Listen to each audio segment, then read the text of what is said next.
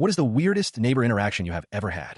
So a couple summers back, I moved into this small rental house in a quiet neighborhood. Nothing fancy, just an old place with thin walls and a tiny backyard. My next door neighbor was this older guy named Rick who seemed friendly enough. He would wave whenever I saw him mowing his lawn, and sometimes we would talk about the weather or hockey. Pretty normal neighbor stuff. One night around 11, I was on my couch watching TV when I heard a knock at my door. Not a polite knock either, it was loud and fast like someone was in a hurry. I opened the door, and there was Rick standing there in slippers and a bathrobe, holding a big glass jar. Without even saying hello, he shoved the jar toward me and said, "Can you open this?" I looked down, and it was full of pickles. I thought maybe he had arthritis or something and just needed a hand.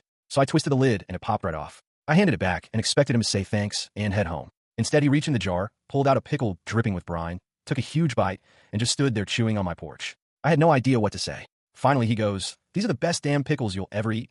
Want one?" and tries to hand me one with his wet hand. I politely said no thanks, but he insisted 3 more times before finally shrugging and walking back across the yard, eating the pickle like it was the most normal thing in the world. After that night, I started noticing small odd things. Like he would stand in his backyard at 2 in the morning, just staring up at the sky. Or he would walk over in the afternoon carrying random objects like a bowling ball or a toaster and ask if I wanted them. Once he even offered me a single shoe. Not a pair, just one. The funny thing is, he was never rude or mean. Always cheerful, always smiling, just strange. I never knew what he would do next. A few months later, he moved out, and the house sat empty for a while.